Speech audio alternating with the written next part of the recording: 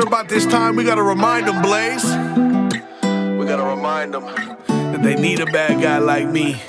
So these cowards have somebody to point their finger at and blame. Okay, I'll be your bad guy. You ain't never passed out no flies in the cold. You ain't never put no promo posters on them poles. You ain't never dropped your nuts or thrown a show. Just bitter on the internet, complaining all alone. You were scared to shoot, I planted seeds, they bearing fruit. Shot my shot, rep my block, best believe I stand on truth. You can't hear them boos, tone deaf to the truth. I'm sorry homie, only so much auto-tune can do. I embraced my reflection, my perfect imperfections. City called me mayor, I never won an election. Ride around my town dolo with no protection. Gave my life.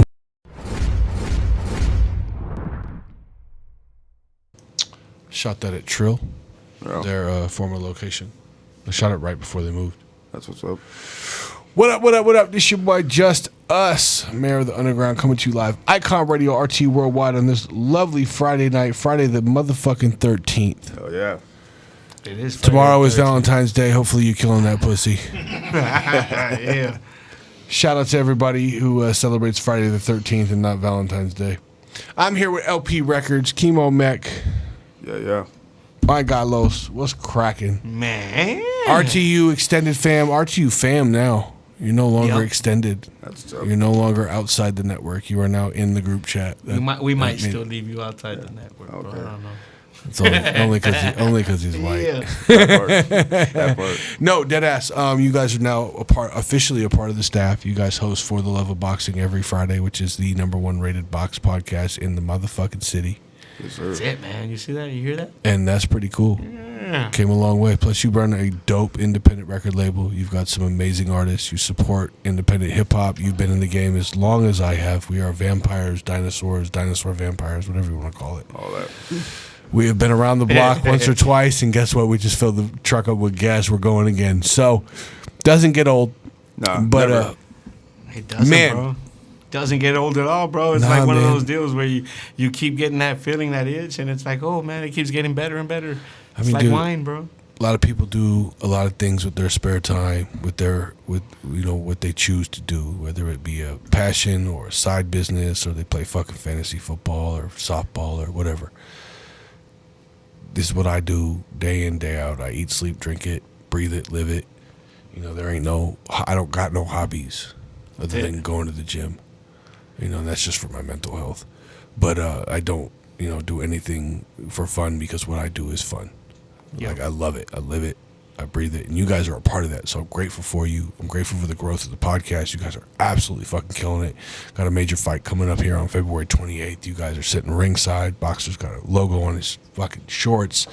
It's going to be on, bro. We're moving on to that next boxing. level. For the love of boxing, man. For the love of the game, bro. For the love of the game, no matter what game that is, whether it's boxing or hip-hop or cannabis or, anything incorporated with those two universes. I have been involved with those two spaces for long as I can remember. So do not take advice from me. I'm just an asshole that throws rap concerts and sells weed. So, Kemo, man, I'm going to kick it off, bro. You posted a picture of you from a long time ago. Yeah. And it was very vulnerable, because you were being open about your former past of being an addict, and you posted it before and after. Absolutely. And which are they're remarkably different people. Well, they're remarkably different people for a lot of reasons. One, we're going on 3 years and some change since December 4th, being clean, with the exception of, holy water and Proud Mary, I'll keep burning. But before So that, you've been sober for 3 years. yeah, pretty much. But Good for you. Thank you. Before that, I was literally doing everything except. How long were you an addict? I was an addict for years, man. First started off smoking Primos, went from Jason Statham fit to a dried up Edward Norton, then moved on to other shit. Was meth, pills, I was sniffing Percocets. Then I got into that fentanyl crowd. I was the guy slumped over like a horseshoe and shit, but that doesn't make it any better. But You know what's crazy is I remember when Primos hit the neighborhood, right? Yeah. And we didn't realize What it was. they were smoking crack. Yeah. At the end of the day, it's crack rocks in a fucking Oh, blunt. Like, keep it a buck. And I remember when the homies pulled up to one of our house parties, and they were like, "Nah, put some coke in that." And I was like, "Yeah, that's a fucking no, hard pass." because they weren't like sprinkling yayo on top. They were dropping rocks in that bitch and rolling it like a blunt. And I'm like, bro, I'm not smoking crack with you weirdos. Yeah. And like, these are the homies, you know, and they're, God rest his soul, to this, you know, a lot of them are gone. The one that I'm referencing specifically passed away from overdose. So like, that's how it like infiltrated the neighborhood. Is it came in the form of a blunt. Like, no, my G, you're smoking crack. You're a fucking crackhead. Right. Well, I think that speaks highly, right? I think there was a big conquest that happened of the inner city, bro. When crack hit like that, bro. Crack hit the Hard streets. drugs, period. Yeah. No, it was crack. I would say, especially in Arizona, it was all hard drugs kind of hit on a different scale, right? There was a time when meth hit extremely hard, and everybody was fucking Glass losing was everything to everywhere, meth, bro. you know what I mean? You know, it really didn't hit the north side like that. Glass was more of a, that was like a Maryville, west side, south side thing. Like on the north, they did coke. Yeah. You know, coke was a big deal in my neighborhood. That meth blew everything out of the water. And Everybody just turned to that shit. yeah, and then it just, you know, it just spiraled, and then the opiates came in and caught everybody by the balls, and were burying people. Man, I gotta say, for me, bro, like that modern drug, all that modern drug stuff is going around. I have a hard time relating, bro. Like, it's been a long time since I've been in that drug world like that. You know what I mean? I and never some of the touched new it. shit that's around, like You know, I remember take when- one hit and you're ODing, bro, type of shit. I you remember know? when Vicodin and Perks hit the block, you know what I'm saying? And like, you didn't look at it as drugs because it was prescription. Right. Yeah. Right? You, like, what's a perk? What's a Vic? No, there was definitely a time, right, Kim, where you'd go to the hospital and you'd be going in because you had an infection. Yeah, let's go ahead and prescribe you some pain pills Right. to go They with give that you infection. a bottle of horse pills. Yeah. Next thing you know, you got a itch. Plus, you know? back in the day, it wasn't like what it is now. Back in the day, you can go into any hospital and be like, I stubbed my toe, and you're walking out with enough prescription to throw your life away and not know it. And so it was such a nutty time, That's bro. how a lot of my homeboys got strung out. Is they got into car accidents, broke their back or broke a leg. That's how I They got give them Percocets. 90 days worth Well, it of was, fucking man. And the perk doctors at the 30s. time were getting huge kickbacks to prescribe you anything that was based around the opiates, you know? So how did you get clean? Did you find Jesus? Did you find music? Did you find love? Like, what was your why to get clean?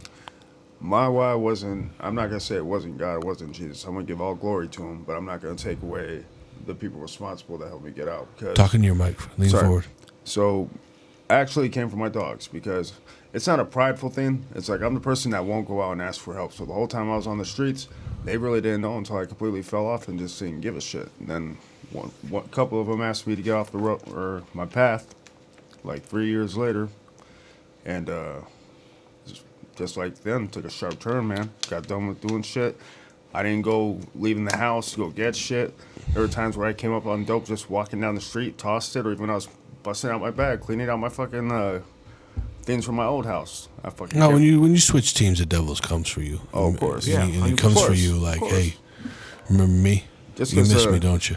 It said just because a monkey ain't on my back doesn't mean the circus ain't in town. You know what I mean? Wow. Okay. Yes.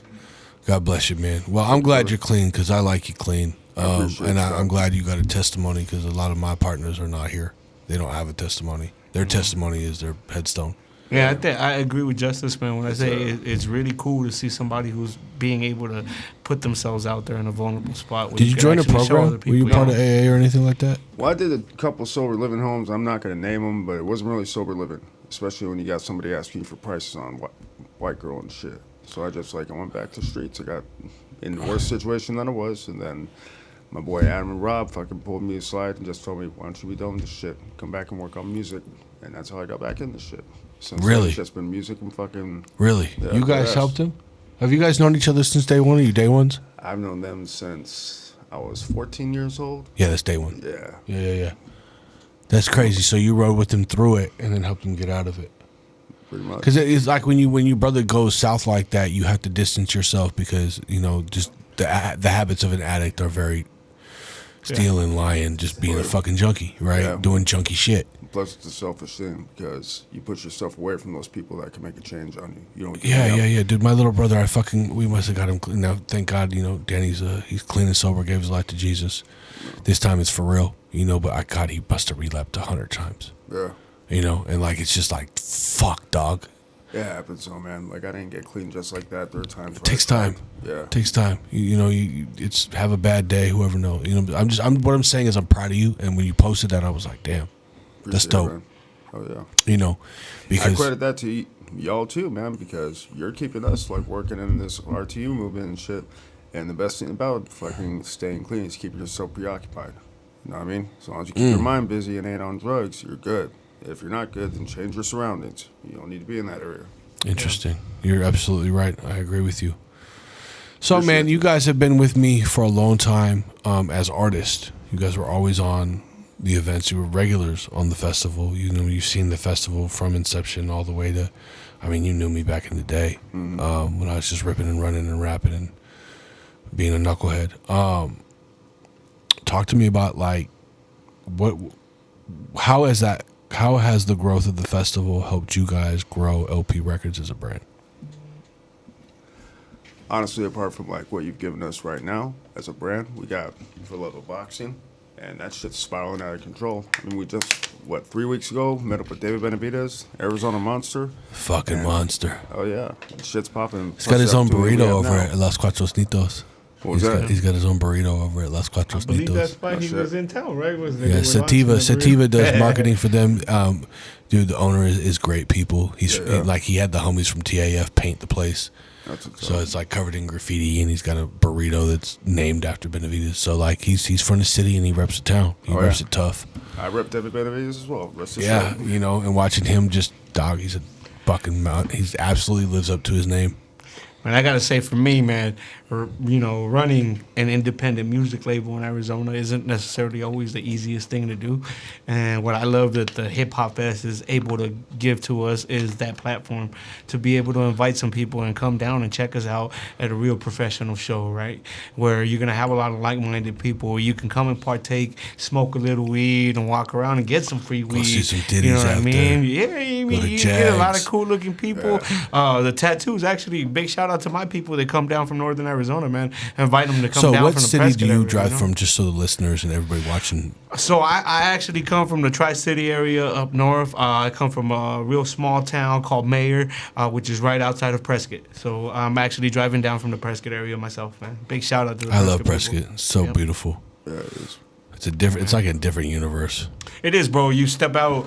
I mean, mind you, I'm a city boy, bro. Phoenix my whole life, right? So about a decade ago, I stepped out and moved up to Northern Arizona. I had my kids were of school age level, right? I wanted them to go to a better school system up there. The school systems out there are off the hook, man. I have a 17-year-old son. At 17 years old, he already had 2 college degrees before he ever graduated high school. That's what type of systems of schooling you got up there, man. So Phoenix is like 49th in the country for education. That was one of the things that originally scared me out of Phoenix, bro. We went to one of the award ceremonies at Bethune School, and the principal was drunk, bro, at the award ceremony. You know what I mean? Here was the principal giving the youngsters their awards, meanwhile being lit out of her mind, bro. Which to us, and we had to look at each other and go, damn, when I graduated from a charter school, she had a beer and a koozie. Yeah. And I was, mind you, I'm a 19-year-old senior. This is like my 5th year trying to get a diploma. But the principal, God rest his soul, Dr. Kennedy, let me trade in my GED for my missing credits. Yeah. And I was only there to just mac on girls and do it and hustle. Like, I wasn't there to go to school. And she pulls me outside. She's like, listen, bro, you don't want to be here. I don't want you here. Clearly you don't want to be here. She's like, so I'm going to stick you in this room. I'm going to give you these books. You're going to read them, fill out the answers, and we're going to give you a diploma. And I was just like, all right, bet. But in hindsight, they handed me like 5th grade coloring books. Material, yeah. Like literally like a geography coloring book, a science coloring book, a math coloring book. And I looked at her, I'm like, yo, these are fucking coloring books. And she's like, don't ask any questions. Just fill them out. Let's get it done. Let's get it done. Let's get you out of here. And I did it. But at the same time, it's like I didn't even earn my high school diploma. Yeah. They just pushed me through the system because I was, incorrigible. But anyways, enough about education, man. It's really dope that you drive down from Prescott Valley, and that you experience the festival, and you've built a label that you built in Phoenix and then moved, but then I've watched you grow, and you've got this young man, Jay Wan, who is just a light brown, Chris Brown We joke about him at the festival. He's fucking exceptionally talented. It is, man, and that's what the festival provides, right? It allows me to be able to put an artist like Kemo on the stage, right, who's going to be hardcore hip-hop and very lyrical in that sense, and then turn around and put Jay Horn on that same stage. To either open or close. And like the guys are, they're two different completely two different worlds, two different age demographics, two different genres, but they're from Arizona, and they can follow up on each other, and the crowd is going to show them the same amount of love and respect. And like the girls might get a little more excited about J1, but like all the gangsters, you know, might gravitate towards Kemo. You know, so it's not really genre based; it's community based.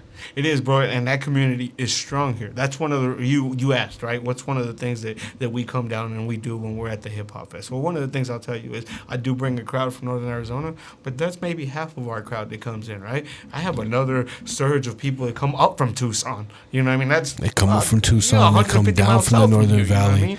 They coming down from Tucson. They come from Casa Grande. They come down and support, bro. And that's always, to me, it's always very emotional as an artist, man, to know that I have people that are coming from around the stage, and then that's what the Hip Hop Fest provides. It allows me an amazing atmosphere with an amazing vibe where I can invite people and go, come check me out.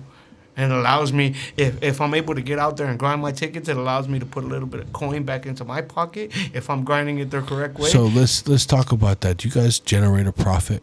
So we do generate a profit, right? The record label is generated in 100% for profit. At some of the shows, do we generate a profit? No. At some of the shows, we're in the red on the profit, right? But we continue to build that base to try to generate a bigger profit. But on average, you see a profit. Yeah, we most definitely do. And it all depends on how much promotion we put into it, right? We're always bringing a crowd into the shows, right? Are we going to be putting in that grind to be able to get our tickets out? And if you can, then you can most definitely build. Do you see the most profit from the December event, the big one?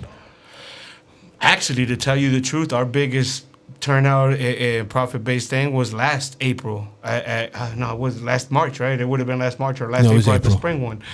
We actually had a humongous turnout that came down. We had a booth down at the event, man, where we actually got a chance to meet a whole bunch of other people on a different level, too, where it was more of a business tip. That one seemed to really create a lot of buzz for us, man. Interesting. Yep. Interesting.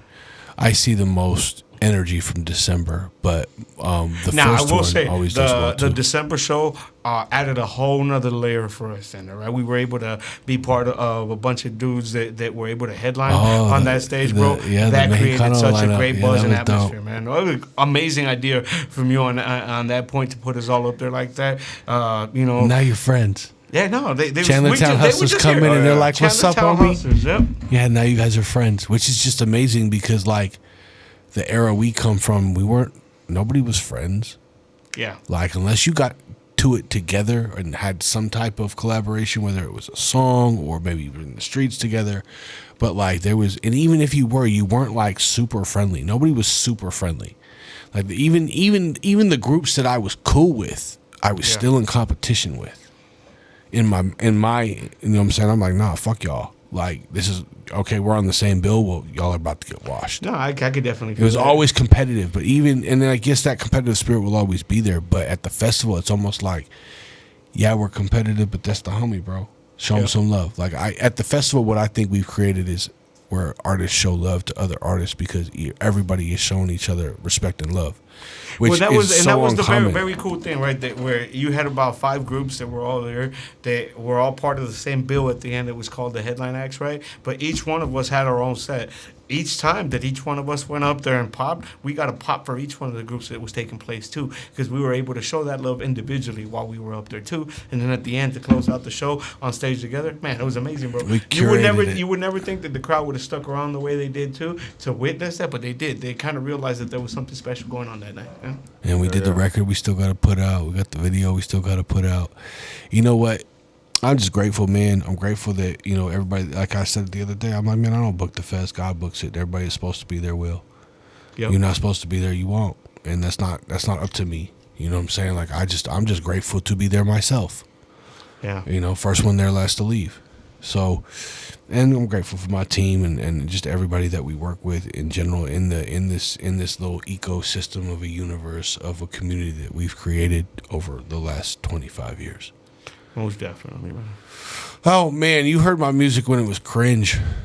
By the way, his music was never cringe, bro. I don't know, bro. I don't know. Yeah. I cringe when I play it these days. When I go back and listen to the old stuff, I'm like, ooh, that's rough. Yeah, I think every artist has that though. They'll come back on a couple tracks and be like, man, what the fuck was I thinking? That's bad. Yeah, it's rough. But then I'm like, but it was also a neighborhood fucking classic. It was hey, Like people still hit me. Like when I listen to A's Up, I'm like, I mean, it's cool, but it's just trying. I'm trying so hard. I can hear how hard I'm trying, and that just like turns me off at this point. But it's because I'm just more comfortable now. Like I ain't got nothing to prove. So well, I mean, look, it's not too different from me. When I was younger, bro, one of the things I struggled with, I hated my voice. I never liked the way I sounded on the cut, man. I'd record and I'd were you always trying to like my different voice voice? always had to tweak something because I never was comfortable with it. Now, I tried to over rap the like last I always 15 wanted to years, rap like DMX. You know, that was the first 15 years of my career. Now, over the last 15 years, when I said, fuck the way I think it sounds, because I know my shit sounds legit. As long as I get my delivery done the way I want it, it's cool. And I've been able to step back from that. And man, now other people appreciate the way I deliver. Other people will compliment me on how good my voice is when it comes to the record. Right before, when I was just so sensitive about it myself, that I don't think I would have ever stepped outside of that zone like that. Man, I'm an alpha dog now, bro. Every sense of the fucking performance. Alpha dog, me, baby. bro. Alpha dog. We wolves. You never see a wolf in the fucking circus. Hey, let's play this record. I want to hear you rap. Let's hear it. Let's talk about this record. You know, or not, I'm sorry, not talk about it. But I want to hear this record because this is what we've been talking about. Is your Shadows, your journey, KemOmek. your journey coming from the dark to the light. And now you here. Let's go. The Shadows, produced by Cinema, featuring Vox and Blaze Gotti. Let's go. When my thoughts collide, echoes of my past with my demons inside, yeah. Feel the pain on top of the night. All alone, I hear Who's singing this hook? Vox. Vox? Vox? Yeah. That shit. His voice is dope. Yeah, he's fire, dog. It is. LP Records, Chemo, Vox, Blaze Gotti. This is Shadows. Let's fucking go. in the shadows. When my thoughts collide, echoes of my past with my demons inside, yeah. Feel the pain on top of the night. All alone, I hear calls from the light in the shadows. When my thoughts collide, echoes of my past with my demons inside, yeah. Feel the pain on top of the night. All alone, I hear calls from the light. Starlight, star bright, only hope I have tonight. Most I feel so out of sight, knowing my luck you're a satellite. Spent some good times overnight, life has veins and I know the bite. So much pain in what I write, spin fight or flight with no flights. Noose titans, no slack with every single dope stack. Why the fuck would I hold back? No tears here if I go flat. Too old to give a fuck, but way too young to be giving up. Convince myself that living sucks, regardless what type of shit it was. Hopeless and emotionless, broken, tired and ruined. 20 cents back up regardless direction I'm choosing, but only because of my using. There's no turning back if there's no one behind waiting. So forward and onward I'm scraping with a broken shopping cart. No faking, I'm in the shadows of an abandon. No lights or candles, just me in a glass bowl. Twisted and fast forward, schizo ass Rambo. I lost a battle, chilling in the shadows. When my thoughts collide, echoes of my past with my demons inside, yeah. Feel the pain on top of the night. All alone, I hear calls from the light in the shadows. When my thoughts collide, echoes of my past with my demons inside, yeah. Feel the pain on top of the night. All alone, I hear calls from the light. Is you ready to die? Is homicide, murder in the first 48. Dirty bird. Man, Yep. that hook is fucking dope. Yeah, dog. That fucking His beat, name is that Vox? beat, yeah, Vox. Bro. Cinema made the beat, Vox on the hook. Is Vox from the city? No, he's from California, I imagine. That's where Cinema's from. Man, that hook is really, really fucking rad.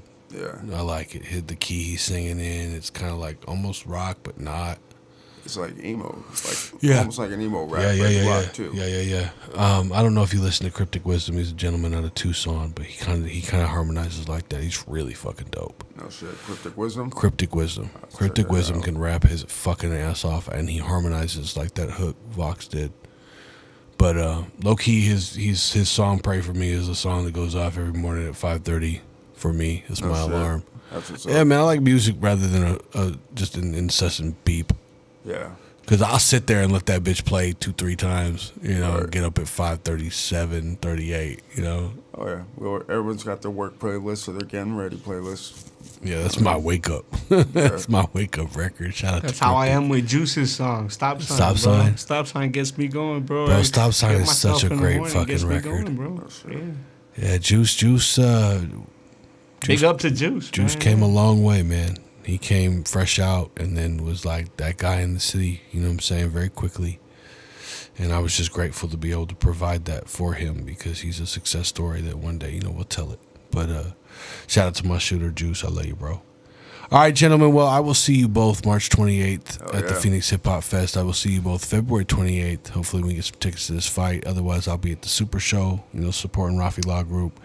My guy, DJ Madridge, Kenny, fucking Cactus Boys releasing their album, all that, all the good Arizona hip hop with the lowriders, everything that we love.